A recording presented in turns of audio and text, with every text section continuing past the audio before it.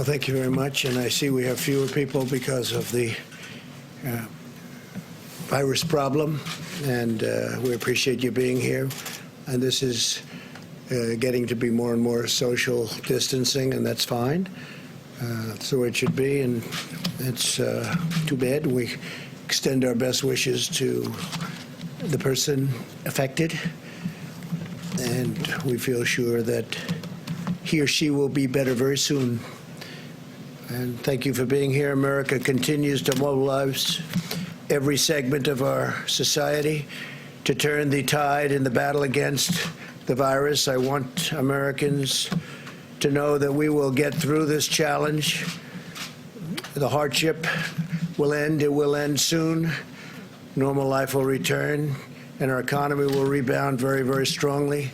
But right now, in the midst of this great national trial, Americans must remain united in purpose and focused on victory. To every single American, please know that the sacrifice you're making at this time is saving lives, many, many lives. It's very important that we totally protect our Asian American community in the United States and all around the world. They're amazing people, and the spreading of the virus is not their fault in any way, shape, or form. They're working closely with us to get rid of it. We will prevail together. It's very important. From the beginning, we have been working closely with our nation's best scientists and medical professionals, and we will continue to do so until we have defeated the virus.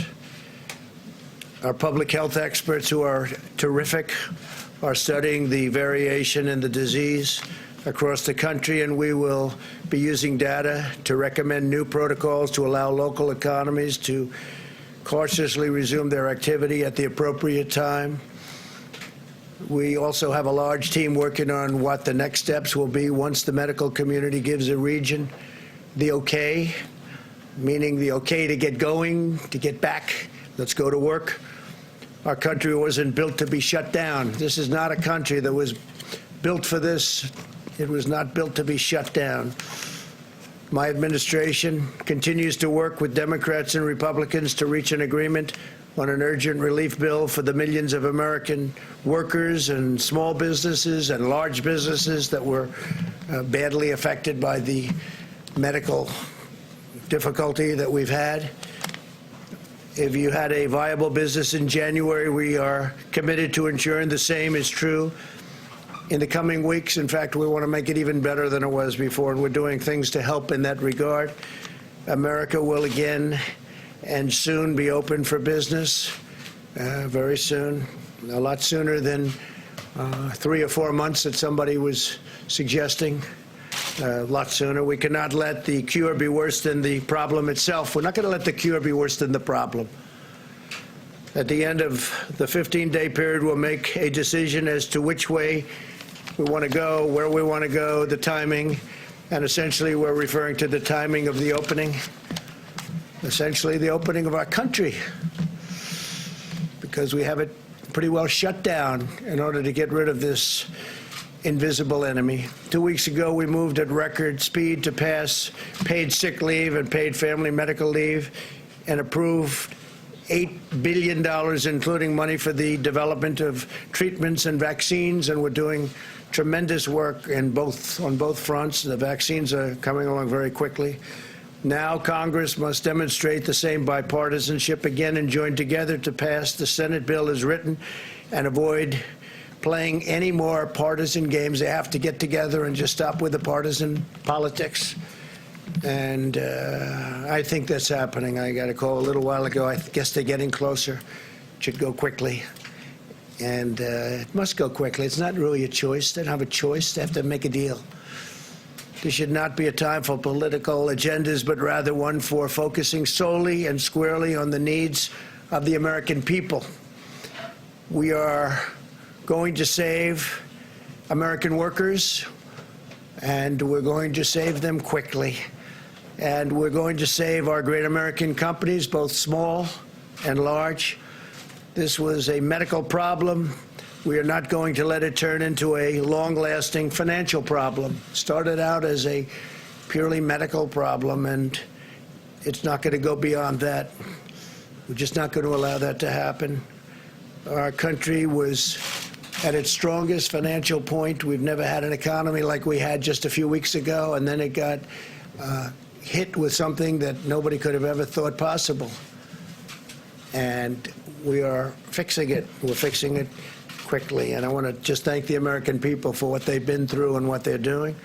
Our country will be stronger than ever before, and we fully anticipate that, and it won't be that long. Let me provide you with an update on critical supplies. FEMA is distributing 8 million N95 respirator masks and 13.3 million surgical masks across the country right now. Focusing on the areas with the greatest need, we've shipped 73 pallets of personal protective equipment to New York City and 36 pallets to the state of Washington. In the past 96 hours, FEMA has also received donations of approximately 6.5 million masks. We're having millions and millions of masks made as we speak, and other personal protective equipment, which we will be distributing to medical hotspots. We're focused on some of the hotspots. Across the nation, we're seeing an outpouring of creativity and innovative ideas widely shared between the federal health leaders, governors, and mayors, the scientific community, and members of the private sector. Really working together. Everybody's working together. I'm pleased to report that clinical trials in New York will begin existing for existing drugs that may prove effective against the virus. At my direction, the federal government is working to help obtain large quantities of chloroquine. And you can look from any standpoint tomorrow in New York. We think tomorrow pretty early, the hydroxychloroquine and the Z-Pak, I think, is a combination, probably is looking very, very good, and it's going to be distributed. We have 10,000 units going, and it'll be distributed tomorrow. It'll be available, and is now. They already have it. They're going to distribute it tomorrow morning to a lot of people in New York City and New York. We're studying it very closely, watching it very closely. You probably saw a couple of articles today came out where a gentleman, they thought he was not going to make it. He said goodbye to his family.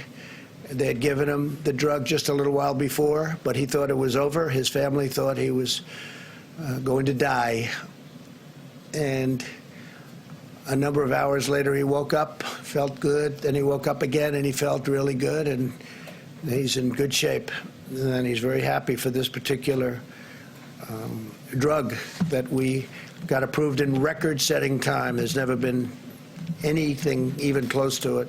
And I want to thank the FDA, which has been incredible, and Dr. Hahn, Stephen Hahn, highly respected man, but they're doing everything possible to increase production and available supply of these drugs, not only this drug, but also others that are coming.